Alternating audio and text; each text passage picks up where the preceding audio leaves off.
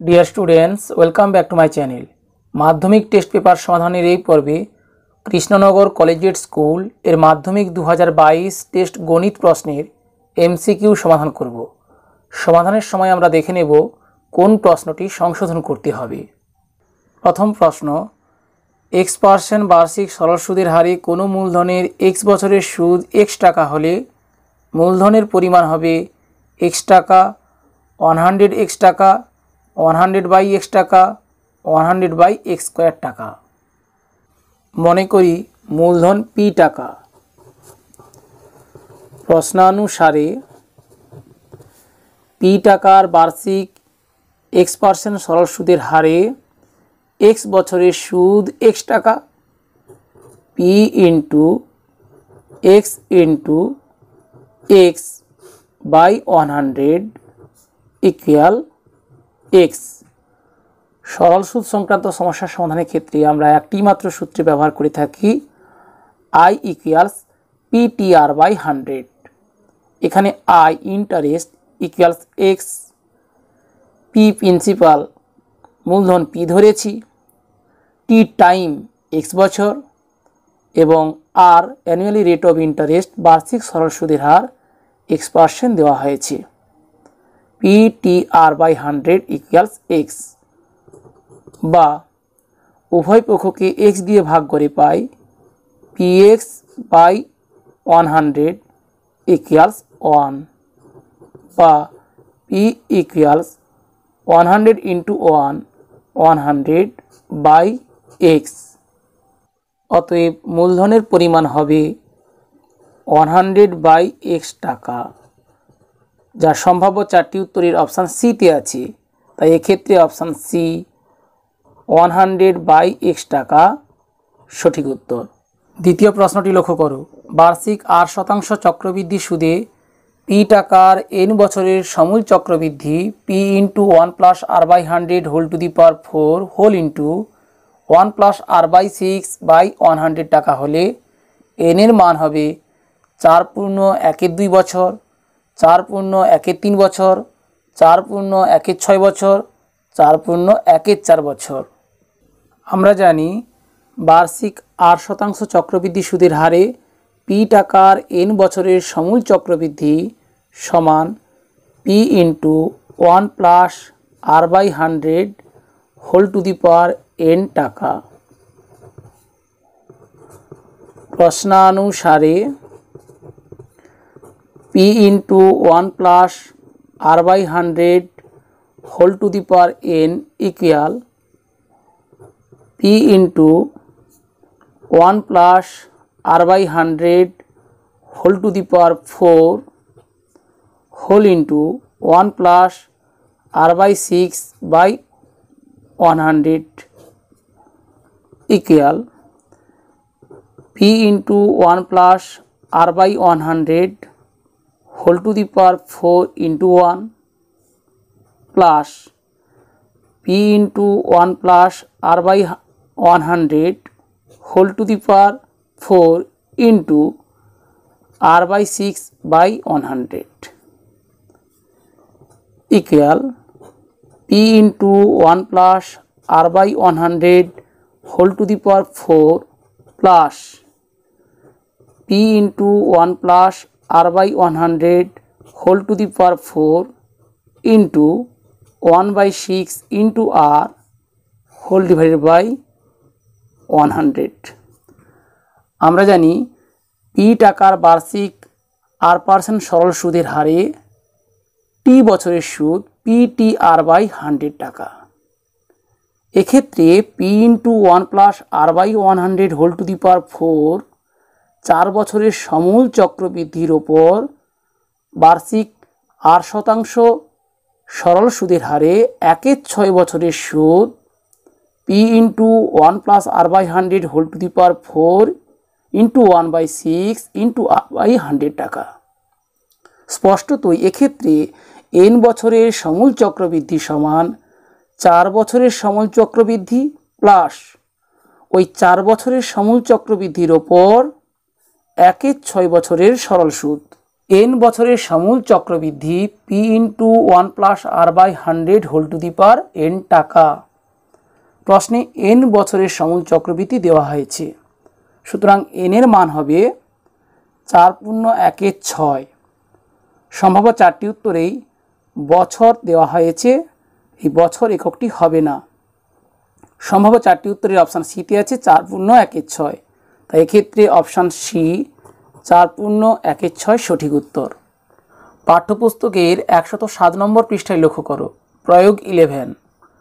আমি বার্ষিক 4% চক্রবৃদ্ধি সুদের হারে 10,000 টাকা 2×1=2 বছরের জন্য ধার নিয়েছি। সুদে আসলে কত টাকা দিতে হবে হিসাব করে লিখি। সমাধান কিভাবে করা হয়েছে? প্রথমে 2 বছরের সমূল চক্রবৃদ্ধি নির্ণয় করা হয়েছে। 2 বছর শেষে মূলধন 2 বছরের সমূল চক্রবৃদ্ধি 10,816 টাকা। পরবর্তী 1/2 বছরের সুদ p into t into r/100 বা p into r into t/100 সূত্রানুযায়ী 216.32 টাকা। এইভাবে 2.5 বছরের সমূল চক্রবৃদ্ধি, 2 বছরের সমূল চক্রবৃদ্ধি যোগ পরবর্তী 1/2 বছরের সুদ নির্ণয় করা হয়েছে। ঠিক এইভাবে এক্ষেত্রে p টাকার বার্ষিক 8% চক্রবৃদ্ধি সুদের হারে n বছরের সমূল চক্রবৃদ্ধি সমান p টাকার বার্ষিক 8% চক্রবৃদ্ধি সুদের হারে 4 বছরের সমূল চক্রবৃদ্ধি প্লাস 4 বছরের সমূল চক্রবৃদ্ধির ওপর পরবর্তী 1/6 বছরের সরল সুদ।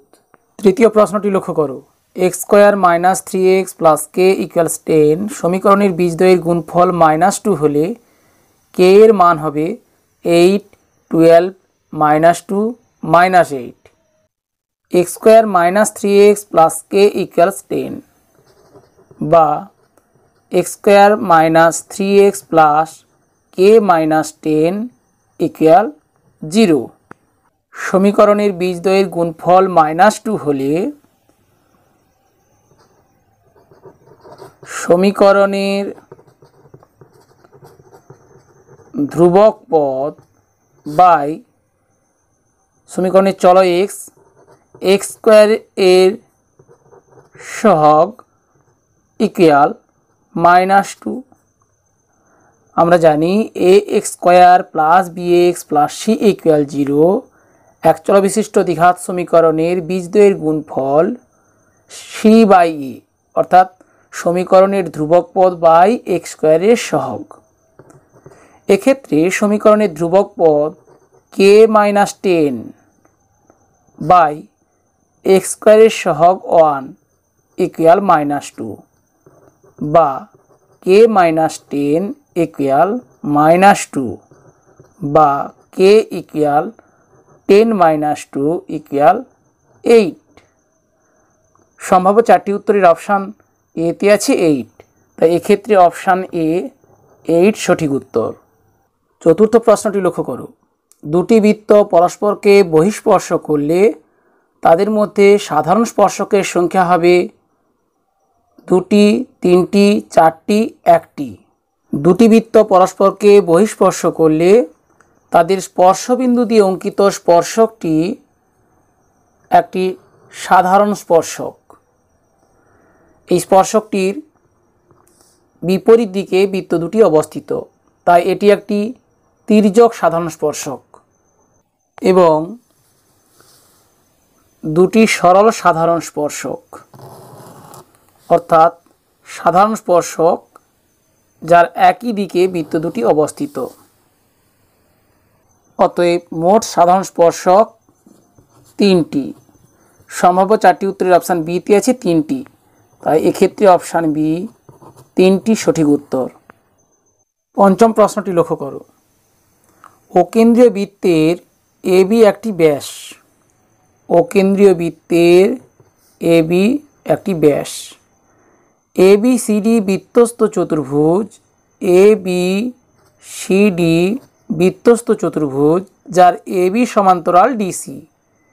AB সমান্তরাল DC।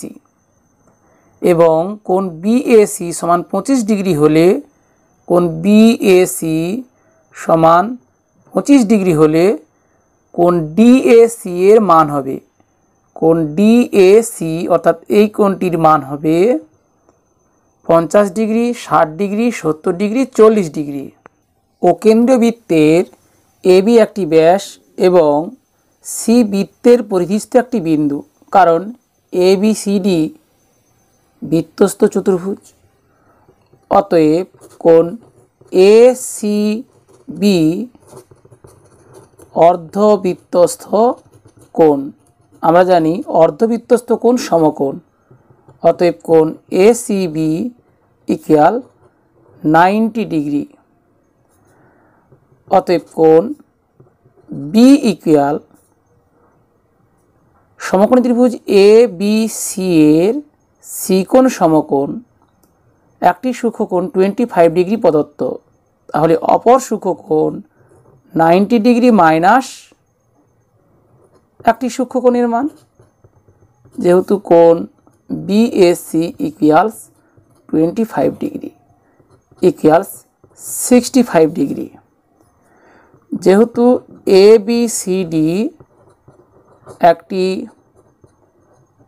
বৃত্তস্থ চতুর্ভুজ, অতএব কোণ ডি ইকুয়াল 180 ডিগ্রি মাইনাস কোণ B equal 180 degree minus 65 degree equals 115 degree.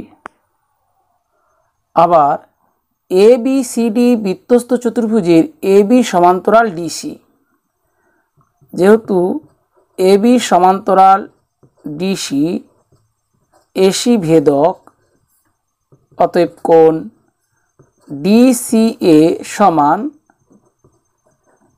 একান্তর কোণ বিএসি ইকুয়ালস 25 ডিগ্রি। অতএব কোণ ডিএসি ইকুয়ালস ত্রিভুজ ডিএসি এর ডি কোণ 115 ডিগ্রি, সি কোণ 25 ডিগ্রি।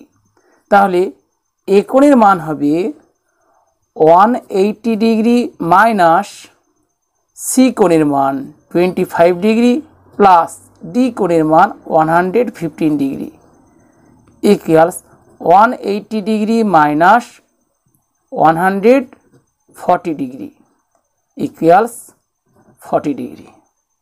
সম্ভাব্য চারটি উত্তরের অপশান ডিতে আছে 40 ডিগ্রি, তাই এক্ষেত্রে অপশান ডি 40 ডিগ্রি সঠিক উত্তর। শেষ প্রশ্নটি লক্ষ্য করো, একটি লম্ববৃত্তাকার শঙ্কুর উচ্চতা একই রেখে ব্যাসার্ধের দৈর্ঘ্যকে দ্বিগুণ করা হলে তার আয়তন বৃদ্ধি পাবে 100%, 200%, 300%, 400%। মনে করি একটি লম্ববৃত্তাকার শঙ্কুর উচ্চতা এইচ একক এবং ভূমির ব্যাসার্ধের দৈর্ঘ্য আর একক। অতএব আয়তন ধরি V1 সমান 1/3 পাই আর স্কোয়ার এইচ ঘন একক। শঙ্কুটির উচ্চতা একই রেখে ব্যাসার্ধের দৈর্ঘ্য দ্বিগুণ করা হলে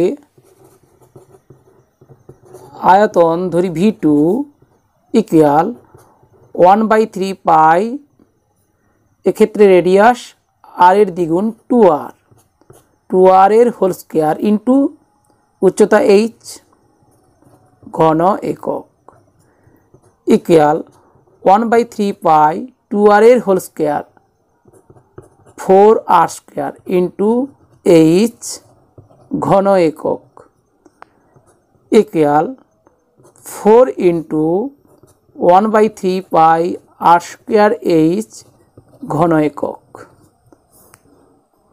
অতএব V2 ইকুয়াল 4 ইন্টু V1। অতএব আয়তন বৃদ্ধির হার ইকুয়াল আয়তন বৃদ্ধি 4V1 মাইনাস V1 বাই প্রাথমিক আয়তন V1। আয়তন বৃদ্ধির হার শতকরায় প্রকাশের জন্য আয়তন বৃদ্ধির হারকে 100 দিয়ে গুণ করে শতাংশ চিহ্ন দেব equal 3v1 by v1 into 100% equal এই ভগ্নাংশ আকারে লব হরকে v1 দিয়ে ভাগ করি তাহলে 3 ইন্টু 100% ইকুয়াল 300%। যা সম্ভাব্য 4টি উত্তরের অপশান সিতে আছে, তাই এক্ষেত্রে অপশান সি 300% সঠিক উত্তর। প্রিয় শিক্ষার্থীরা, আশা করি এই পর্বের প্রতিটি সমস্যার সমাধান কৌশল বুঝতে পেরেছো। বুঝতে কোনো সমস্যা হলে কমেন্টসে জানাও এবং পরবর্তী পর্বের নোটিফিকেশান পাওয়ার জন্য চ্যানেলে প্রথম হলে চ্যানেলটি সাবস্ক্রাইব করে পাশে থাকা বেল আইকনটি প্রেস করো।